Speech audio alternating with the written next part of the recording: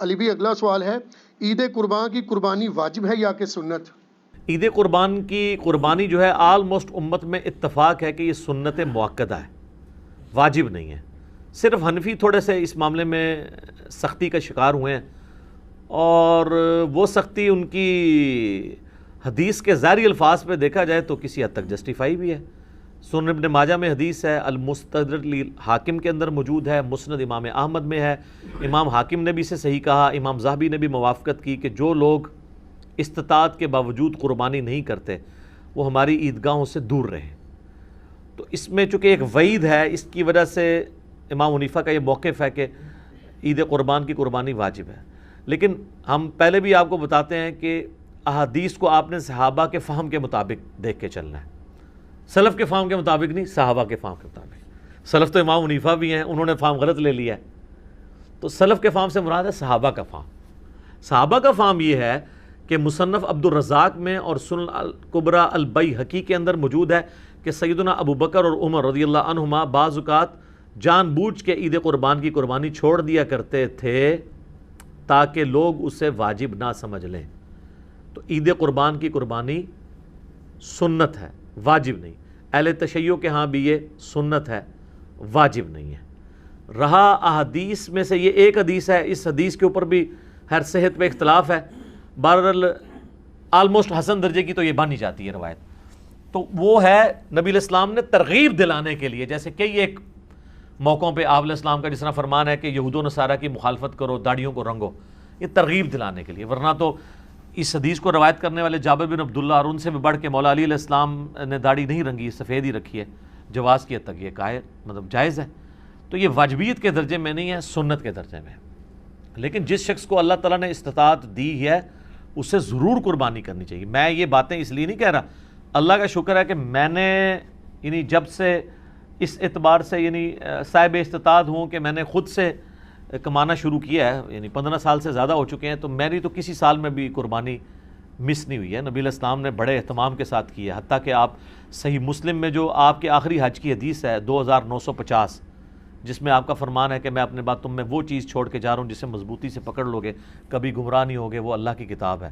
مسلم میں صرف اللہ کی کتاب کا ذکر ہے۔ سنت والی حدیث حاکم کے اندر ہے، وہ بھی حسن درجے میں۔ اور رہی غدیر خم کی حدیث، وہ تو حجۃ الوداع کے موقع پہ نہیں بلکہ واپسی پہ خم نامی گاؤں میں، وہ مسلم شریف میں 6225 سے 6228۔ تو بخاری مسلم میں جو حدیث ہے 2950 2950 2950 جابر بن عبداللہ سے، وہ بڑی رکت انگیز حدیث ہے۔ جابر بن عبداللہ آلموسٹ نابینا ہو چکے ہوتے ہیں، تو امام باقر ان کو ملنے کے لیے جاتے ہیں، تو ان کو بتایا جاتا ہے کہ حضور کا بچہ ہے آپ کے پاس، امام باقر حضرت حسین کے پوتے، تو وہ ان کو اپنے پاس بٹھاتے ہیں، تو حضرت امام باقر اس حدیث کو روایت کرتے ہیں، اور امام باقر سے امام جعفر صادق نے بیان کی ہے، اور 2 واسطوں سے امام مسلم نے لی ہے۔ تو امام باقر کہتے ہیں کہ جابر بن عبداللہ میرے یہ سامنے کے بٹن کھولتے ہیں اور میرے سینے پہ یوں ہاتھ رکھتے ہیں اور کہتے ہیں تم میرے نبی کے بیٹے ہو، تم مجھ سے جو پوچھنا چاہتے ہو پوچھو۔ تو وہ کہتے ہیں میں آپ سے پوچھنے آیا ہوں کہ نبی علیہ السلام نے حج کس طرح کیا تھا۔ تو وہ حج کی آلموسٹ 7-8 صفحوں پہ لمبی حدیث ہے، مسلم شریف میں 2950 اور مشکات میں دوسری جلد میں حج کے چیپٹر میں پہلی حدیث یہ ہے نبی علیہ السلام کے حج پہ۔ یہ امام باقر نے روایت کی ہے، ان سے امام جعفر نے سنی ہے، اور پھر بعد میں 2 واسطوں سے امام مسلم نے لی ہے۔ اس میں الفاظ ہیں کہ یمن سے نبی علیہ السلام نے 100 اونٹ منگوائے حجۃ الوداع کے موقع پر، 63 اونٹ آپ نے اپنے مبارک ہاتھوں سے نہر کیے ایک حج کے موقع پہ، 63 اونٹ، اور یہ حضور اپنی طرف سے کر رہے ہیں، اور باقی 37 جو ہیں وہ مولا علی کو کہا کہ تم نے کرنے ہیں۔ تو 63 میں اشارہ تھا کہ آپ کی چونکہ زندگی مبارک کے 63 سال ہیں، آپ نے پورے سال ایک سال کی قربانی ایک ہی دفعہ کی ہے۔ اور اس کے بعد جابر بن عبداللہ کہتے ہیں کہ جب وہ 100 کے 100 اونٹ نہر ہو گئے تو نبی علیہ السلام نے حکم دیا کہ ہر اونٹ میں سے ایک بوٹی لی جائے، اور وہ ساری 100 کی 100 بوٹیاں ایک دیگ میں ڈال کے پکائی گئیں، ہر ایک جانور سے ایک بوٹی لے کے۔ اور پھر جابر بن عبداللہ کہتے ہیں کہ مولا علی نے اور نبی علیہ السلام نے ایک دسترخوان پہ بیٹھ کے تناول فرمایا۔ ٹھیک ہے جی، تو وہ پوری کی پوری حدیث جو ہے نا بڑی رکت انگیز ہے پڑھنے والی، نبی علیہ السلام کے آخری حج کا بیان، حجۃ الوداع۔ تو اس سے بھی یہ یعنی بات پتہ چلی کہ نبی علیہ السلام نے اس سنت کا بڑا اہتمام کیا ہے. لہٰذا اس چکروں میں تو پڑھنا ہی نہیں چاہیے کہ جناب واجب ہے یا سنت ہے. بھائی سنت ہے کریں گے. البتہ یہ ٹیکنیکل بحثیں اس لیے کی جاتی ہیں جب حنفیوں کی طرف سے زیادہ ایمفسائز کیا جاتا ہے اس مسئلے کے اوپر, اور بلکہ وہ تو ایک اور سٹیپ آگے چلے جاتے ہیں. وہ کہتے ہیں گھر میں جتنے لوگ الگ سے بھی صاحب استطاعت ہیں, کسی بیوی کے پاس سونا ہے تو وہ علیحدہ سے اپنی قربانی کرے گی, فلاں کرے گی, اور وہ بہت آگے چلے جاتے ہیں. اس لیے پھر یہ بحثیں جو ہے نا وہ سٹارٹ ہو جاتی ہیں. تو یہ سنت ہی ہے, واجب نہیں ہے, لیکن سنت مؤکدہ ہے, سنت دائمہ, متواتر اور مسلسل بھی ہے. ٹھیک ہو گیا, جزاک اللہ. علی بھی اگلا سوال ہے, قربانی کے لیے صاحب استطاعت ہونے کے اعتبار سے نصاب کیا ہوتا ہے؟ نصاب کے اوپر جی اتفاق ہے. صاحب نصاب وہ ہے جس میں قربانی کی استطاعت موجود ہے. اس کا زکوٰۃ کے نصاب کے ساتھ 52.5 تولے چاندی یا 7.5 تولے سونے کے ساتھ کوئی تعلق نہیں. ایک غریب آدمی ہے, قربانی کے دنوں میں اس کے پاس مال آ جاتا ہے, تو وہ قربانی کے اعتبار سے صاحب استطاعت ہے, وہ قربانی کر سکتا ہے. کر سکتا ہے لفظ میں اس لیے بول رہا ہوں چونکہ واجب نہیں ہے. میں یہ نہیں کہوں گا کہ وہ ضرور کرے, پھر تو واجبیت ہو جائے گی نا. تو میں نے آپ کو پہلے اس پہ بحث کر چکا ہوں. تو وہ صاحب استطاعت ہے, ضرور کرے. جہاں ہم اتنے اور خرچے کرتے ہیں تو قربانی کیوں نہ کرے. تو اس کے لیے آپ کے پاس قربانی کا خرچہ ہونا ضروری ہے. اب قربانی کا خرچہ بھی ظاہر ہے, اگر آپ اونٹ قربان کر رہے ہیں وہ تو 1.5-2 لاکھ روپے کا, اگر حصہ بھی ڈالتے ہیں تو آلموسٹ آج کل 18 سے 20 ہزار ہے. گائے کا 13 سے 15 ہزار ہے, اور بکرا لیں گے تو کم از کم بھی کوئی بہت بھی چھوٹے سے چھوٹا بھی دوندا بکرا ملا آپ کو تو 25 ہزار سے کم تو نہیں ملنے کا. اللہ ہے کہ بہت آپ انٹیریئر پنجاب میں کہیں جنوبی پنجاب چلے جائیں تو پھر بھی 20-25 ہزار کا تو بکرا چاہیے. تو اتنی رقم آپ کے پاس اگر رقم آ جاتی ہے تو بجائے اس کو اور معاملات میں خرچ کرنے کے اور جا کے ایک کوئی LED سکرین کو 50 انچ کی اٹھا کے لے آئیں آپ گھر میں, پہلے بھی ہو 32 والی, وہ چھوٹی لگ رہی ہو, پیسے آ جائیں, کمیٹی نکلے تو یہ چیزیں چھوٹی لگنی شروع ہو جاتی ہیں. تو اس کی بجائے قربانی کریں آپ. کیوں ان معاملات کے اوپر پیسے ضائع کرتے ہیں؟ پیسے ان کاموں میں ڈالیں. ٹھیک ہو گیا, جزاک اللہ. علی بھی اگلا سوال ہے, اگر ایک خاندان میں ایک سے زیادہ لوگ مالی طور پر استطاعت رکھتے ہوں تو سب لوگوں کو الگ الگ قربانی دینا ہوگی, یا ایک خاندان کی جانب سے ایک قربانی کر دینا ہی کافی ہے؟ بہتر ہے جی سب الگ الگ دیں.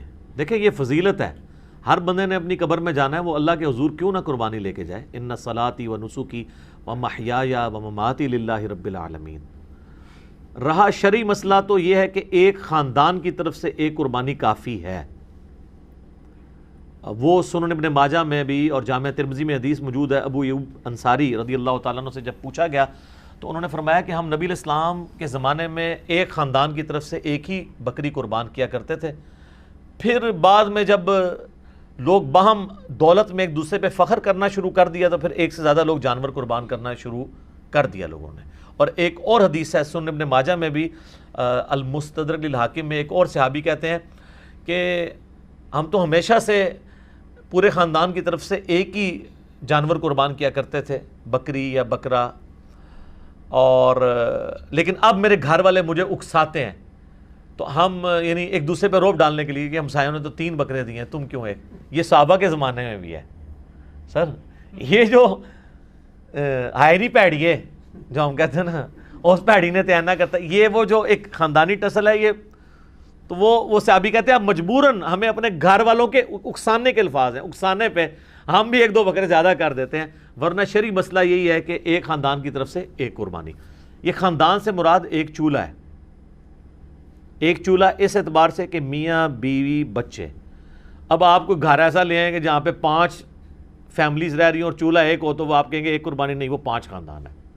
چولہا عموماً بولا جاتا ہے اس اعتبار سے کہ ایک کوئی مرد ہے, اس کی بیوی اس کے ساتھ ہے, اس نے ماں باپ بھی اپنے ساتھ رکھے ہوئے ہیں, ایک ہی چولہے سے کھا رہے ہیں, تو وہ اس اعتبار سے ایک خاندان ہے. تو لیکن اگر 5 خاندان ایک جگہ پہ رہ رہے ہیں اور وہ دیگ پکاتے ہیں اور وہ کہیں چولہا ہمارا ایک ہے, تو دیکھ پک رہی ہے تو سر ایک گائے بھی لے سکتے ہیں وہ 5 مل کے 5 حصے اس میں رکھ لیں. 5 تو خیر کم سے کم ہے, زیادہ سے زیادہ 7 ہے. اچھا یہ بھی بعض لوگوں میں مشہور ہے کہ جی 7 ضروری پورے کر رہے ہیں, نہیں, 7 زیادہ سے زیادہ. ایک بندہ بھی ایک گائے دے سکتا ہے, 2 بندے بھی مل کے ایک گائے دے سکتے ہیں. بکرا نہیں, 2 بندے مل کے دے سکتے گائے. تو اگر 5 گھر میں خاندان ہے ویسے خرچے ان کے علیحدہ ہیں، صرف ایک چولہا اکٹھا ہونے سے یہ نہیں ہوگا کہ ایک خاندان بنے گا. اب یہ تو نہیں ہے کہ بھی ایک بھائی کی سالی کی شادی آئی ہے تو دوسرا بھائی اس کے بچوں کو وہ بوٹ لے کے دے رہا ہے اور ساتھ جوڑا لے کے دے رہا ہے، وہ اپنے باقی خرچے بھی تو کر رہے ہیں نا. تو اس اعتبار سے اگر میاں بیوی بچے یہ ایک خاندان ہے، ٹھیک ہے، چاہے وہ 5 بھائی اکٹھے رہ رہے ہیں، چولہا اکٹھا جل رہا ہے، پھر بھی وہ 5 خاندان تصور ہوں گے. ہر ایک خاندان کو اپنی قربانی الگ سے دینی چاہیے اور اس سنت کے اوپر عمل کرنا چاہیے. ایک خاندان کی طرف سے ایک قربانی کر لینا کافی ہے. ٹھیک ہے. علی بھائی اگلا سوال ہے، اگر کوئی شخص آلریڈی مقروض ہے تو کیا وہ قربانی دینے کے لیے قرضہ اٹھا سکتا ہے یا قربانی نہ دے؟ قربانی کیوں نہ دے جی، کروڑ پتی لوگ بھی مقروض ہیں. یہ بڑے بڑے فیکٹریوں کے مالکوں سے آپ پوچھیں، انہوں نے کروڑوں میں قرضے اٹھائے ہوئے ہیں. وہ ایکویٹی تو ان کی 40% ہے، 60% تو ڈیٹ انہوں نے بینکوں سے اٹھایا ہوا ہے. وہ تو سب سے پہلے تو ان کی قربانی ساقط ہو جائے گی جو امریکن بیل چپ فٹ شدہ جو ہے منگوا کے یہاں پہ قربان کر رہے ہیں. اگر آپ ان کو دیکھیں مقروض وہ بھی ہیں. یہ قرضہ جو ہے یہ عارضی قرضہ ہے. یہ اس قرضے کو وہ قرضہ نہیں کہا جاتا کہ جس کی بنیاد پہ قرضہ یہ ہے کہ ایک بندہ قرضے کے تلے اس طرح دب گیا کہ اس کی 2 وقت کی روٹی محال ہو گئی ہے اور وہ روکی سوکی کھا کے گزارا کر رہا ہے، اس کو مقروض کہا جاتا ہے. کروڑ پتی لوگوں کو مقروض نہیں کہا جاتا. وہ تمہارے پرائم منسٹر صاحب بھی کہتے ہیں اتنی تنخواہ لے کے بھی کہ میرا مشکل سے چولہا جلتا ہے. تو قربانی تو پرائم منسٹر میں بھی کوئی نہیں بن رہی ہوگی. اس طریقے سے اگر دیکھا جائے بڑے بڑے فیکٹری آنرز جو ہیں تو وہ اس طرح نہیں ہے. قرضہ اٹھا کے آپ کریں. یہ کمیٹی آپ نے قرضے ہی تو ڈالی ہوتی ہے، کمیٹی ڈال لیں. سالی کی شادی کے لیے ڈالتے ہیں، بھائی کی شادی کے لیے ڈالتے ہیں کمیٹیاں، اور وہ جوتیاں اور کپڑے ہوں تب بھی نئے لے کے دیتے ہیں بچوں کو. اس کا خرچہ نکالیں تو ایک بیل میں حصہ ڈالنے سے تو کم ہی بنتا ہے. یہ بیل میں حصہ ڈالنا تو اس سے کم ہی بنتا ہے. آج کل ایک ایوریج شادی کے اوپر 15-20 ہزار روپے لگ جاتا ہے. تو سر 12-13 ہزار روپے کا آپ بیل میں حصہ نہیں ڈال سکتے؟ ضروری ہے کہ آپ نے بکرا ہی لینا ہے، بیل میں حصہ ڈال لیں.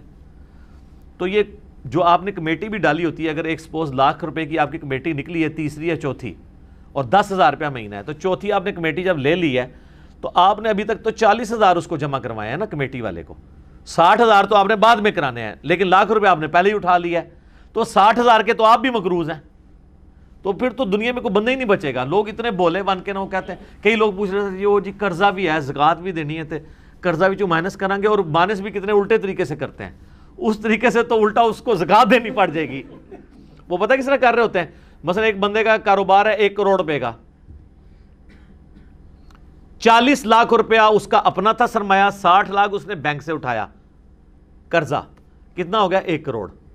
اب وہ جب حساب کرنے لگتا ہے نا سال بعد، وہ کہتا ہے جی میں نے 1 کروڑ روپیہ کاروبار میں لگایا ہوا ہے، تو 1 کروڑ کی زکوٰۃ جو ہے وہ کیسے نکالی؟ وہ پھر کہتا ہے کہ دیکھیں جی میرا تو اپنا تھا 40، 60 میں نے بینک سے اٹھایا، تو 60 میں سے 40 نکل گئے، تو 20 لاکھ کا تو میں ابھی بھی مقروض ہوں. تو میں تو مقروض ہوں، میں کیوں زکوٰۃ دوں گا؟ حالانکہ وہ بیوقوف بھول جاتا ہے کہ کاروبار میں اس نے 1 کروڑ لگایا ہوا ہے. یہ 60 لاکھ 1 کروڑ میں سے مائنس ہونے ہیں، 40 لاکھ میں سے نہیں مائنس ہونے. 40 لاکھ تو اس کا اپنا تھا نا، 60,000 اس نے قرضہ اٹھایا، تو ٹوٹل کتنا ہوا؟ 1 کروڑ. اب کاروبار میں 1 کروڑ لگا ہوا ہے، 1 کروڑ میں سے 60 لاکھ مائنس ہونا ہے. اپنے 40 جو بھی وہ 60 کاٹ دیتے. ٹھیک ہے. ویسے ماشاءاللہ آپ ان کو دیکھیں، ان پڑھ چٹے ان پڑھ ہے، کروڑوں کا بزنس کر رہے ہیں. آپ کو جناب زبانی پورے دن کا حساب کتاب بتا دیں گے، اور نام نہیں اپنا لکھ سکتے. کاروبار میں اتنے تیز ہیں. دعائے قنوت پھر بھی نہیں یاد ہوگی ان کو. جنازے تو ویسے ہی نہیں آتا نا، غور پہ ہے کوئی اور. تو یہ سارے بہانے ہیں جی قربانی کے. میں تو پوری کوشش کرتا ہوں کہ اس کے اوپر لوگوں کو ترغیب دلائی جائے کہ قربانی نہ مس کریں. سر یہ بہت بڑی نعمت ہے. آپ قیامت والے دن اور کچھ نہیں ہے تو حضرت ابراہیم علیہ السلام سے سفارش کے لیے عرض کر سکتے ہیں. ان کی سنت کو زندہ رکھا، ان کی سنت آپ نے زندہ، سنت ابراہیمی کو زندہ رکھا. کوئی ایک نیکی اپنے ساتھ رکھیں اور اچھی چیز قربان کریں، ریاکاری کے لیے نہیں. جس طرح وہ یہ بھی دیکھیں آپ، یہ ٹی وی چینلز پہ شروع ہو جائے گا.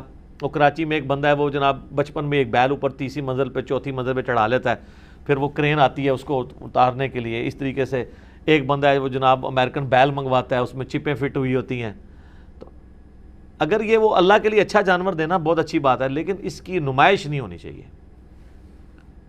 ریاکاری ہوئی تو اعمال برباد ہونے کا خدشہ ہے۔ مسند احمد میں حدیث ہے جس نے دکھلاوے کے لیے نماز پڑھی اس نے شرک کیا، حالانکہ پڑھی نماز ہے، دکھلاوے کے لیے روزہ رکھا اس نے شرک کیا، اور دکھلاوے کے لیے اللہ کی راہ میں صدقہ کیا، یہ صدقہ ہی ہے نا اللہ کی راہ میں قربانی کرنا، تو اس نے شرک کیا۔ اور جو مسلم شریف میں حدیث ہے کہ قیامت والے دن ایک سخی کو، ایک شہید کو، ایک قاری کو بلایا جائے گا، اللہ تعالیٰ تینوں کو اپنی نعمتیں گنوائے گا، تو پوچھے گا تو نے میرے لیے کیا کیا؟ شہید کہے گا یا اللہ جان دے دی اور کیا کرتا، اس سے بڑی کیا بات تھی؟ اللہ کہے گا اس لیے دی کہ لوگ تجھے بہادر کہیں، لہٰذا دنیا میں تیری بڑی تعریف ہوئی ہے، اوندھا منہ کر کے دوزخ میں۔ سخی کو اللہ تعالیٰ پوچھے گا، کہے گا یا اللہ میں نے تو اتنا کچھ خیرات کیا، میں تو مسجد کی ٹوٹیوں کے اوپر نیم پلیٹ بھی لگوائی کہ فلاں سیٹ صاحب نے یہ وضو خانہ اور ٹائلٹ بنوایا ہے، اور بھی تو یقین نہیں آتا بریکٹائچ، تو اللہ تعالیٰ بھائے گا یہ تو اس لیے کہا کہ لوگ اس تیری تعریف کریں، کر لی گئی، جا دوزخ میں، تم میرے پاس کوئی اجر نہیں۔ اور اس طریقے سے قرآن کے قاری کو کہا جائے گا تو نے اس لیے کیا کہ لوگ تیری تعریف کریں، تو بہت بڑا لامہ ہے۔ تو تجھے دنیا میں لوگوں نے ماشاءاللہ اتنی مدہ ذلہ دامت برکاتم عالیہ اور حافظہ اللہ، آیت اللہ، یادگار اسلاف نہ لکھا کرو، مطلب پتا کیا ہے کہ جڈا وڈا فراڈیا ہے نا، یہ اسلاف بھی ایڈے وڈے فراڈیے سن، یہ انہوں دی یاد ہی تازہ کر رہے ہیں نا، یہ تو اتنا خطرناک جملہ ہے نا لکھا کرو۔ میرا دماغ ہوئے پاسے ٹوٹ جاتا ہے کہ یار یہ یادگار اسلاف اگر یہ ہے تو یہ مطلب ہے جو میں سوچتا ہوں کہ پچھلے بھی یہی کچھ کرتے رہے ہیں اور یہ انہی کی یاد تازہ کر رہا ہے، تو یہ مطلب یہ انہی کی جائز روحانی اولاد ہے۔ یادگار اسلاف نہ لکھا کرو، ٹھیک ہے، اگر اسلاف کو آپ نے بچانا ہے تو۔ اور یہ باتیں کرنا صرف آسان ہے، دین کے اوپر چلنا بڑا مشکل کام ہے۔ تو جناب قرضہ اٹھانا پڑتا ہے تو کوئی مسئلہ نہیں، قرضہ کیا آپ کو سب مر چلیں قرضہ اٹھا، کمیٹی ڈال لیں، پلان کریں قربانی کے لیے۔ اگر آپ نے ہر مہینے میں بھی 1000 روپے علیحدہ کیا ہو نا، سال بعد 12000 روپے بن جاتا ہے، آپ ایک حصہ ڈال ہی سکتے ہیں۔ تو اس کو جس طرح باقی خرچے رکھے ہوئے ہیں نا، بچوں کی فیسیں آج کل 2000 سے تو سٹارٹ ہو رہی ہے ایک عام نارمل سکول کے اندر، تو 24000 روپے تو آپ بچوں کی فیس بھی سال کی دے رہے ہیں، ٹھیک ہے۔ کرونا کی وجہ سے پھر بھی حیا نہیں آئی ہے اسکول والوں کو کہ پیسے ہی کچھ کم کر دیں، فیسیں آپ سے پوری لے رہے ہیں، تو سال میں 1000 روپے علیحدہ کر کے آپ اللہ کی راہ میں قربانی نہیں کر سکتے؟ کرنی چاہیے۔ ایون قرضہ بھی اٹھانا پڑتا ہے، ضرور اٹھائیں، کریں، کیونکہ یہ قرضہ ایسا نہیں ہے کہ جو آپ کی گردن کو دبوچ لے گا، آپ آسانی سے اتار لیں گے۔ 12-13 روپیہ کیا چیز ہے؟ اب اس چکر میں نہ پڑ جائے کہ میں نے جا کے 50,000 روپے دی کوئی بیتل بکری جا کے لینی ہے، تو وہ تو ظاہر ہے اتنا بڑا ہاتھ بھی نہ ڈالیں آپ، ٹھیک ہے، نارمل قربانی کر لیں جو آپ گھر میں۔ اچھا بعض لوگ ہیں گھر میں موٹا گوشت کھانے کو عیب اور گالی سمجھتے ہیں، اور جب قربانی کا موقع آتا ہے تو وہ بڑے گوشت میں حصہ ڈال دیتے ہیں پیسے بچانے کے لیے۔ تو چاہیے یہ کہ پھر جو اگر آپ چھوٹے گوشت کو پریفرلی گھر میں کھاتے ہیں، صرف چھوٹا گوشت جو کھا رہے ہیں، میں ان کی بات کر رہا ہوں، جو مکس کر کے کھا رہے ہیں ان کی نہیں بات کر رہا، تو آپ کو پھر قربانی بھی چھوٹے گوشت کی ہی دینی چاہیے۔ لن تنالوا البر حتی تنفقوا مما تحبون، تم کبھی بھی نیکی کے اعلیٰ درجے کو نہیں پا سکتے جب تک کہ پسندیدہ چیزیں اللہ کی راہ میں خراب نہ کرو۔ ویسے موٹے گوشت سے آپ گن کھائیں اور کہیں جی ساڑھے گھر سے پکدے ہی چھوٹا ہے، جو قربانی دی واری آئے تھے وہ جناب موٹا گوشت کا حصہ 13,000 روپے کا بن رہا ہے اور بکرا جو ہے وہ آ رہا ہے 30,000 روپے کا، ادھر جناب تو یاد آ جائے کہ وہ جی ابراہیم علیہ السلام جڑے نا وہ بھی بنایا بچڑا لائے سن فرشتے واسطے، تے موٹا گوشت تے سنت ابراہیمی ہے، ٹھیک ہے سر، بڑا گوشت سنت ابراہیمی ہے اور چھوٹا گوشت سنت محمدیہ ہے صلی اللہ علیہ وآلہ وسلم۔ بخاری مسلم میں حدیث شفاعت جو ہے وہ سٹارٹ ہی اس سے ہوتی ہے کہ نبی علیہ السلام کے سامنے دستی کا بکری کا گوشت رکھا تھا، آپ وہ ساتھ ساتھ کھا رہے تھے اور آپ نے شفاعت والی حدیث بیان کی کہ قیامت والے دن سب کے سب لوگ پہلے حضرت آدم کے پاس جائیں گے۔ وہ حدیث کا آغاز ہی بخاری مسلم کا اس سے ہوتا ہے، اور اس سے یہ بھی ثابت ہوا کہ کھانا کھاتے ہوئے گفتگو کرنا سنت ہے، لیکن یہ اس میں احتیاط بھی ہے۔ بعض لوگ بہت بڑے بڑے نوالے لیتے ہیں، ساتھ گفتگو کرتے ہیں، بعض کا سانس کی نالی میں چلا جائے نا تو لگ پتہ جانا جائے۔ یہ جو منع کرتے ہیں نا لوگ کھانا کھاتے ہوئے بولنا نہیں چاہیے، یہ کوئی شرعی مسئلہ نہیں ہے، بلکہ اس لیے کہا جاتا ہے کہ وہ کھانا کھاتے ہوئے بعض اوقات وہ سانس کی نالی میں چلا جاتا ہے، اور آپ کو پتہ ہے یہ جینون بیماری بھی ہے بعض لوگوں کو۔